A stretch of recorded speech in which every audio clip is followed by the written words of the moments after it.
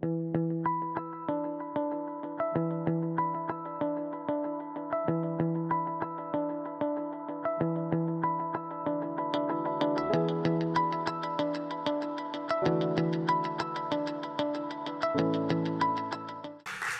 morning. All right, well, nothing says influence like PowerPoint presentations, so let's get to it. Well, this is a topic that is near and dear to my heart. I've been studying influence sort of haphazardly since the 90s, more seriously in the 2000s, but I started a company dedicated to digital influence in 1999, which I don't think a lot of people know. But the whole idea of it was to understand how people make decisions. You and I, as we became connected from the 90s through the 2000s to, my goodness, these things which control our lives maybe a little too much, there were always voices on the other side of those screens that were peers, experts, people that we trusted, not necessarily the brands or marketers, but people like us. And so when you reverse engineer that, technology aside, what you're really looking at is the dynamics of human relationships. Who do people trust and why? And then breaking down why those people are trusted. And it turns out that what we were watching from the 90s to now was the reinvention of marketing itself. Instead of me telling you about my company and my product, the whole idea of creative, the whole idea of design, the whole idea of brand was going to be what you experience, and in turn what you share about that experience. Because online, nothing disappears, and it all starts to accumulate over time. And so the whole principle of influence wasn't just about who are the influencers, it was what happens in a world where everybody is an influencer. And that is still, to this day, what inspires me. In fact, in every bit of my work, there is always an element of influence in it. And it is because what you experience and what you share, and those shared experiences as they build upon on themselves, become the brand for someone else. How many of you have seen this conversation prism? Okay, for everyone else, go to conversationprism.com and do some homework. Influence is not any one network. It is where your markets go to make decisions, to learn, to discover, to research. And it is enormous. It is a vast universe. And the Conversation Prism was a map that I used, and it's actually based on anthropology and ethnography, of how people use the social web and in what regard, so that we could understand where to go to listen to conversations and to find people who matter around those conversations. This infographic is something that I introduced, I think it was in 2006 or 2007, and it became the principle for all of the technology platforms that you use today for listening to social media conversations. There's also another thing called the brand sphere. If you look at that, it sort of shows the relationship between this infographic and then also how we think about paid, earned, owned, and a few other categories that I came up with. This is important because it assumes that you are going to start influence by listening to conversations, not by trying to figure out who the influencers are, but instead how people are going through the discovery process. This is a quote from someone who was studying digital influence at HP back in the 2000s. And the whole principle of what we were doing wasn't to look at influencer marketing. Somehow, some way along the way, influencer marketing became just another pillar of marketing itself, based on the same principles, the same techniques, the same measures of success, the same challenges with budgets and executive support and misunderstanding, lack of support across the organization. So my research focused on how can we stop being marketers or acting like marketers and actually start being part of the influence equation. Take digital out of it. What we were really looking at was this whole concept of social capital. In the real world, You have people who like you for who you are for a number of reasons. And you have people who trust you for a number of reasons. These are all things that we earn based on how we behave and how we act through life. These things are replicated online. We earn social capital, we spend social capital. The whole point about influencer marketing was, could we align with people to convince them in a way that's mutually beneficial to spend their social capital on our behalf? And in the process, build their social capital by partnering with us. This is a quote that came out of my first research report on digital influence, I think in 2000, oh my gosh, I don't even want to date myself, but it was a long time ago. And every single day I see this quote on Twitter at least 10 to 15 times, which just blows my mind. And people share it for a reason that I do not know, because it's completely taken out of context. The quote was, "Influence is not popularity, and popularity is not influence." Very different. Because when we're using software platforms or when we're working with marketers, when we look at who the influencers are, we do things like, well, how many followers do they have? How many clicks? How many likes? How many retweets? How many blog posts? These are things that have nothing to do with influence. They have to do with one of marketing's biggest follies, which is trying to grab attention, and is very different than influence. Because attention is something that's very difficult to earn in the long term.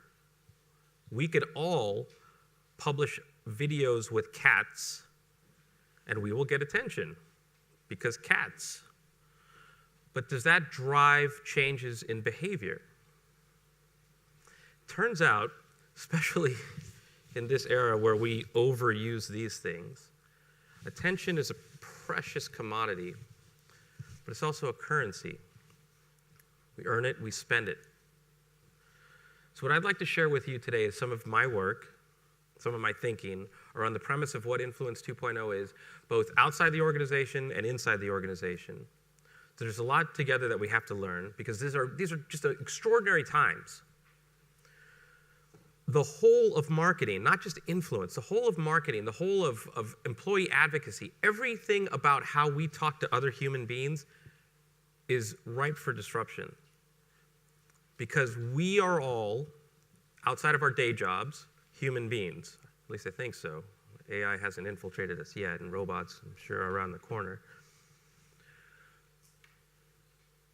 Technology is changing how we communicate in the real world. It's how we behave in the real world, which also goes back and changes how we behave online. These are times where marketing and influence and everything will be reinvented. That's why I call Influence 2.0, because everything can be reinvented. So there's a lot that we have to learn. And the challenge about learning is that we're looking at all of this based on how we got here today. All of you have been successful in your roles to date. We've all had failures, we've all made mistakes, but we're all here because we've had a series of successful events that got us here today. We've grown, our careers have grown, they're going to continue to grow. The challenge is that what we're doing, everything that's new on the horizon, everything that we're given, everything that we're tracking, everything that we experiment with is based on marketing principles that are dead or dying. They were all based on how I can talk at you and talk around you to the point where I could convince you that this is what you and your friends and people like you need to do. Now, we are all influencers. We are connected. We are informed. We are empowered. And that changes the dynamics of how someone is influenced. So the real future is, can you unlearn the things that got us to where we are today in order to be able to learn about how to think and act differently? And this isn't just for influence, this is for every aspect of marketing, branding, communications, everything. And this is where true innovation and true disruption starts, because we start thinking differently than everybody else because we've opened our minds to new possibilities. This is an email that's representative of the dozens I get every single day from marketing companies hoping that I will be an influencer for their campaign. I was telling Monty, who you'll meet in a little bit backstage, that I was just pitched, Brian, you're an influencer on this particular topic. We really want to work with you. We would love for you to write a blog post about this particular industry and provide this link back to our site, and we are willing to pay you $1 per word. I was so taken aback, I stopped everything I was doing to write an article. Not really, but the entire checklist of how we start our day is what needs to be reinvented. Every aspect of it, of why we do something, is rooted in the past.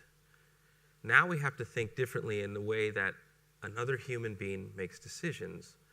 And here's the challenge about that. In our marketing role, we could never be the person we're trying to reach. But in our real life, we are the people we're trying to reach. Think about when you work on any aspect of communication, whether it's an infographic, whether it's, I don't know, a press release, whether it's an article, whether it's a pitch, any aspect of this, content marketing, who are you creating that for? I know we like to think that we're creating it for the ultimate audience, but really, who we're creating that for are our lawyers and our managers and everyone who's going to approve it, not the people who are actually going to read it and share it. Influence is something so powerful, so important, so human, that we miss the exact dynamics that are going to help us be successful. We often relate it to things like traditional advertising, celebrity endorsements. If we pay someone to do this, great. If we ask someone to do it, maybe they will do that because they're so happy that we're reaching out to them. They had nothing better to do today. Or it's the Kardashians. You know, I think the rumor is that she gets $400,000 for every Instagram post. I am obviously in the wrong business. But this is Influence 1.0. So whether you're talking to Kim Kardashian or whether you're talking to somebody who has 1,000 followers, it's all based on the same premise. I need your audience. The human aspect of this says, why would someone want to work with me? How did someone build that audience? What is that dynamic that they have with their network? And why are they so respected? And how can I plug into that? When we look at things like storytelling in the content marketing world, which is a big trend right now, we're not storytellers. We've never been classically trained in storytelling. Many of us have never been to a Disney Institute to understand the art and science of storyboarding. All of these things, though, are at the heart of true influence, inside and outside of the organization. But to do that, we have to understand the audience and understand the audience's audience. Anyone who's ever studied story will recognize this traditional story arc. Story builds, we go through some drama, ups and downs, and we have this crescendo, and then the finale. Marketing is so interesting in that it's the exact opposite. Hey, budget, go, budget gone. Campaign over. How do we change that? How do we change the whole idea that influence doesn't go off and on, that people's decision-making doesn't start and stop? It's always on. Marketing has such a powerful role for talking to customers, talking to employees. I had a great conversation with somebody last night and said, what are you doing in London? I said, I'm going to be speaking at the Wave Summit. We're going to talk about customers, we're going to talk about employees. And the person responded and said, oh my gosh, my organization, employee advocacy is so important, but it's so broken. Everybody wants to figure out how to ramp up employee advocacy within the organization. I said, well, what do you think the challenge is? Like, well, we just don't have budget, we don't have support, nobody's really leading and spearheading the program. I said, well, no, that's not the problem with employee advocacy. The problem with employee advocacy is most employees are unhappy in their jobs. No amount of advocacy or influence within the organization is going to fix that, right? So it's the same thing with customers. How do we get to the true essence of what we're trying to do and what we're trying to say and how people value it? And this is not working. There we go. Technology. If you look at marketing, it's always about what we want to talk about.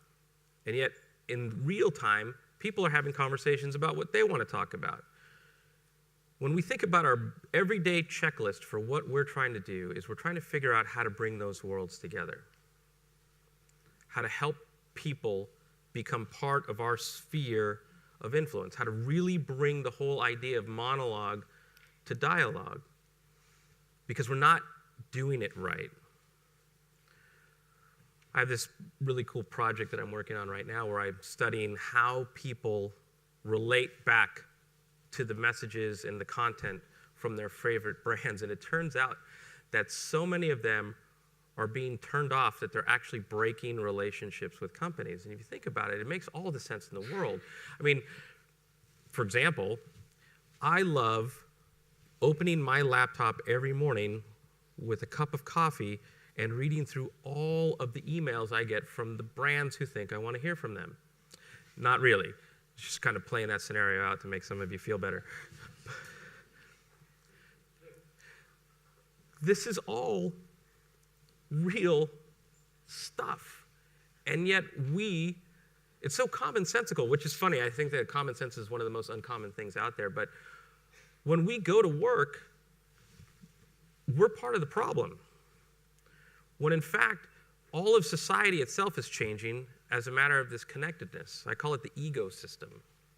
And the ecosystem is all about my relationship with everything that happens on this device, with all of the people that I'm connected to. That is my world, for better or for worse. That is my ecosystem. Every app, every social network I use tells me that I'm at the center of my universe. Tells you that you're at the center of your universe. And that is the same dynamic that we have to take into consideration when we're thinking about influence. It starts with the me in social media. It is very narcissistic. It's very much about self-interest. We are really trying to connect with people who have an audience of their own. And those audiences have audiences of their own. And so when we reach out to influencers, sure, it might seem cool that, hey, you talk about these subjects, I want to work with you. Here's the pitch. We're going to give you content. We need you to do X, Y, and Z. We need you to post these things. We need you to use this hashtag because we had a brainstorming session to come up with that hashtag. And while it rhythmically works and transactionally works, that's not how influence actually works. It's quite diabolical, actually, how deep all of these things are. If you use Facebook, if you use Snapchat, if you use Instagram, we're all part of this grand scheme to have our minds manipulated so that we become addicted to the apps. There's a whole movement behind the scenes in UX for design ethics. I can't even say it. It's actually a title coming out now. Because in the early 2000s, Web 2.0 and what later became social media were all designed with the same principles of slot machines and other addictive natures and behaviors. This is all by design, not by accident, the fact that we use our phones as many times as we do every single day. The reason why I share that with you is because this is at the heart of the ecosystem. This is how we have to start thinking about influence. When we think about our campaigns, even if you go back to pay to play, it's just understanding that really what we're talking about is how human behavior changed, how decision making has changed. We all are at the center of everything we do, and we trust that what we do and who we follow is exactly the right thing to do, whether it is or isn't. I mean, we could look at politics in social media to see just how polarizing this is becoming. And it's only going to become continually so. Just think about, I don't know, if you've ever posted a picture of food and you didn't get any likes and how you felt. It sucks. Because we all believe that at that moment, everyone was actually waiting for us to post that picture. Right? This is a real picture. I mean, that's just because that's what we do. And so this is the audience that we're trying to reach. Everybody is busy. Everybody believes that they're the influencer. Everybody is going out of their way to take that perfect shot. This is what that looks like, by the way, on Instagram versus what it really was. We are trying to reach people who like to vomit rainbows. This is a connected audience that doesn't necessarily subscribe the way that celebrity endorsements used to when the whole influencer marketing premise was built. Everybody believes they're Kim Kardashian now. Everybody believes that they are important. And this is what gave rise to this concept of Influence 2.0, is what if we could augment or complement, we don't have to reinvent, I'm sure that that's going to be too difficult to do, but what if we could launch new programs that were rooted in helping people find information, make decisions among the people that they trust. And that comes back to the source of a lot of my work going back to the 90s on this subject, which is what does influence even mean? And it turns out it's quite simple, but also powerful. It's the ability to cause effect or change behavior. And so there's a before and after in each of those statements. What is the effect you want to cause? What is the behavior you want to change? And what is it today? So that we can measure before and after, or the relationship between cause and effect. Not likes, not views, not impressions, not shares. It was, could we cause an effect or could we change behavior? And I started to think and experiment with this concept back in the 90s and all through today, which is what I called ROI, the realization of influence.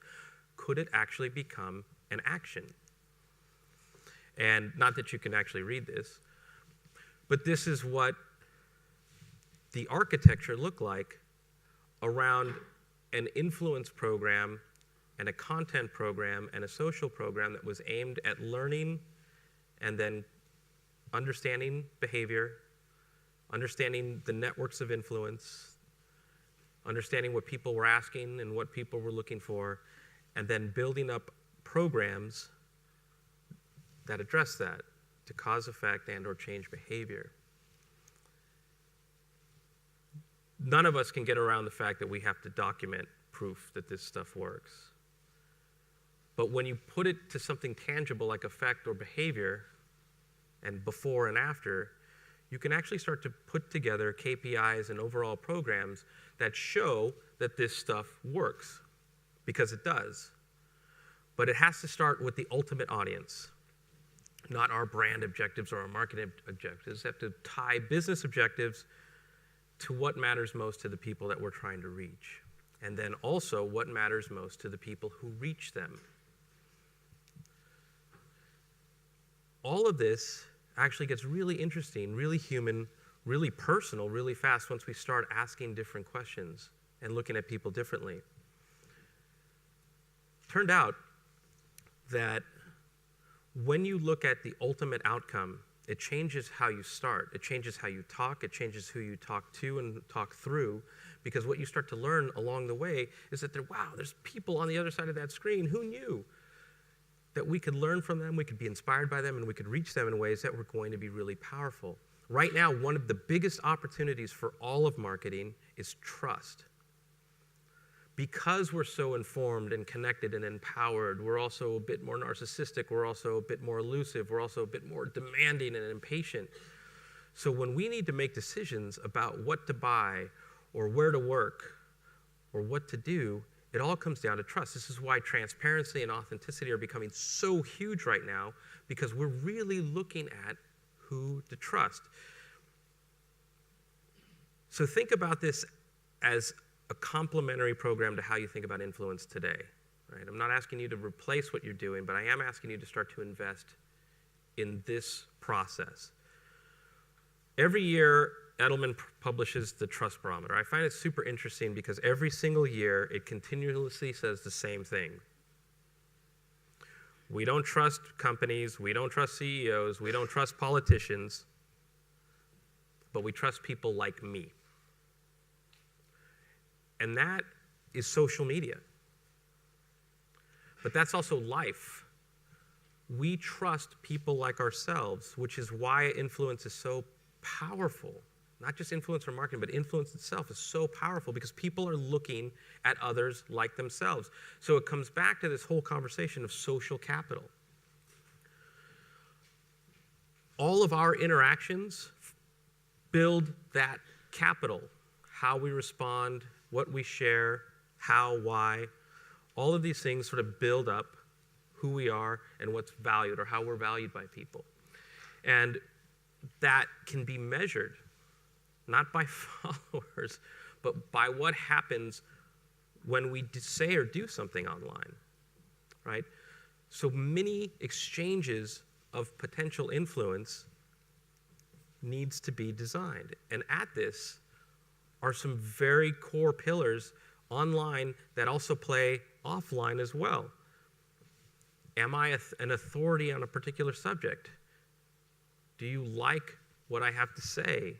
Am I consistent? Do you and I reward each other with reciprocity? All of these things are at the heart of every good Influence 2.0 strategy. It's not any one thing. I don't just need to push my brand or my company or my message in front of you. I need to understand what you're trying to do so that I can design my programs to be useful, to be helpful, because all of this is really about the relationship of people online and how they feel every single time they go online, who they surround themselves when they're online, and how those networks ebb and flow and change, expand and contract, because the network itself is more powerful than the individual. What we're really talking about is community of influence, not just influencer marketing through people who we target, but can we build, remember the story arc, could we build a consistent community of information and people to provide that information consistently to those who are actively seeking it? Almost like a repository of influence. We've all seen influencer maps. We've all seen people who are hot on a particular topic. We all see how they communicate with one another. But what is at the core of that network? It's relationships, it's trust, it's authority, it's also popularity, of course. But it's just real human stuff, all of which is often missing from our marketing programs. And when influence works, it's built on what I called the 3 R's: reach, resonance, and relevance. Of course, reach, but what is resonance? Well, how long can something stay alive? We all have shorter attention spans. We're all moving so quickly. So we need things to stay alive online. And is it relevant to me? Do I understand what people need, what people value, not what I'm trying to push to them? And can I understand then how to bring these programs and people and information together in ways that reach the social graph, but also the interest graph, which are people who are connected around a particular task or goal related to them, or a particular area of aspiration or focus, so that I can cause effect or change behavior. One such example right now that's super huge is what we call the age of assistance.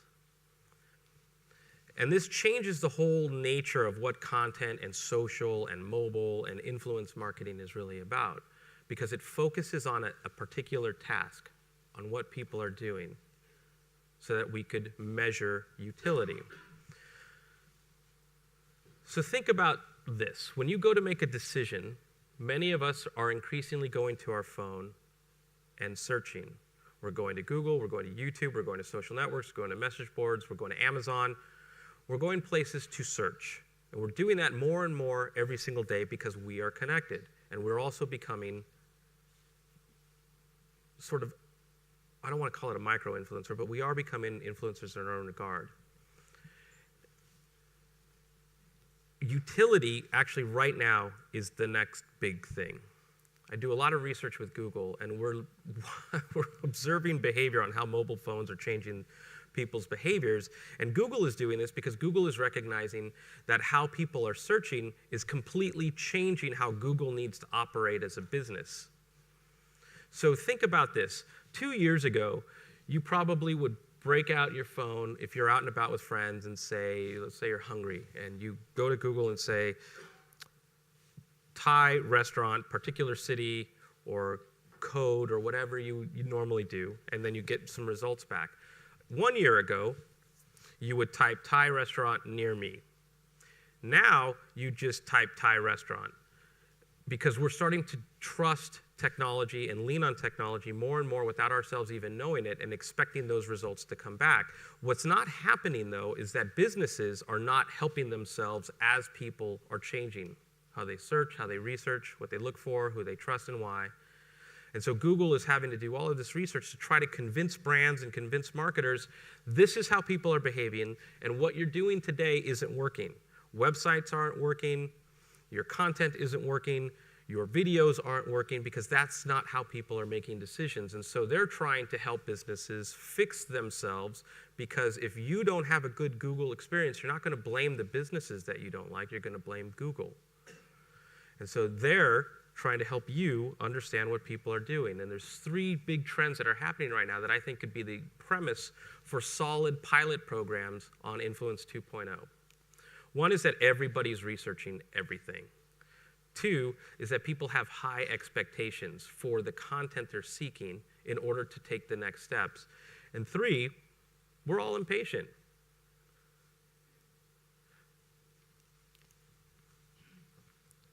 I want you to let this sink in. People are searching for best toothbrush. Who does that? I mean, who has time to do that? But this is what's happening. And it's not just toothbrushes. People are researching umbrellas, shower curtains. I mean, I don't know who these people are. I sure like to have a conversation as they're doing this. Like, what are you looking for? Like, what makes the best shower curtain? But the point is that this stuff is happening, and there's very little on the other side to help them make decisions except for what people like them produce and create, their peers, the premise of influencers. Can we help people make decisions based on what they're searching for and why? Because the market opportunity is huge. 90% of people, when they go into this search mode, have no idea what they're going to buy or what they're going to do. And this is every industry imaginable. If you're going to buy a car, if you're going to go on a trip, if you're looking for a company or where to work, all of this stuff changes the mindset, changes the whole funnel, it changes the customer journey, because we are connected, we're informed, we're looking for people like us to make decisions, so we have an open mind when we go into this process. And most of us will make a decision based on who was most useful or helpful. Most brands aren't even playing here yet. So these are a ton of missed opportunities, but it changes not just the paradigm for content marketing, but also gives purpose to influencer marketing. It gives purpose to content marketing because you're out there actually solving problems and helping people make decisions. It's also important because when people do this, search for the best toothbrush, they don't understand what they're doing to themselves, but what they're doing is actually going through a very fatiguing process of trying to figure out what to do. There's too much information online. Most of that information is not useful. We still haven't had a meaningful conversation about how to make websites cool. So it's exhausting. It's hard. The most important decisions and the easiest decisions, or the least important decisions, are all surrounded by the same thing: a network of people that I trust. And that is based on who's useful, who's interesting, who's engaging, on a variety of topics. But this is how we provide assistance, how we help people make decisions, and how we use content and influence at every stage of the customer journey or the employee journey to help them buy, use, love, share their experiences, because their shared experiences become the next person's experience. This actually becomes the new template for business in general, not just marketing, not just influence, but customer experience, user experience, employee experience. Every aspect of this is so much important than it was yesterday. Marketing is so much bigger than it was yesterday. The whole premise for how people have an experience and share experience is now a critical urgency and an imperative for everything that you're going to do. It's actually something that has to rise all the way up to the C-suite. These are how people are making decisions, and we're either part of those decisions or we're not. And we have to start measuring things that matter: relevance, resonance, and significance. And to get that, we have to understand, well, what are people asking? What are people searching for? Where are they going? Who do they value? Why do they value them? And then how do we become part of that process? How do we design content and stories and messages that are relatable to what people need to see to move them to the next step, that are relatable, believable, motivating? And I call that the art of engagement. And there's a lot of information that we need to get before we can even design any program, which is we're designing for actions, reactions, and transactions. Every bit of what we produce has to do something. Can't just be that I got to view, or that I got to like, or that I got to share. Every bit of content, every bit of the journey has to be designed. If you see something, what do you do? What do you do next? And it can't be sending someone to a landing page that's still rooted in Internet 1.0. Everything has to be designed for how people move and think and react and value today. And then we measure not just what effect did we cause or what change did we impact, but everything along the way to show that we're actually on the right path. To show before and after, and to get people to understand how this stuff works, even though they will never understand how it really works. And it's almost like speaking the language of the C-suite. We're internal influencers, in a way, to get people to see and believe that there's value in what we're doing. And everything has to be designed with intent and value and things that aren't just about attention, but that actually influence someone to do something that everyone values.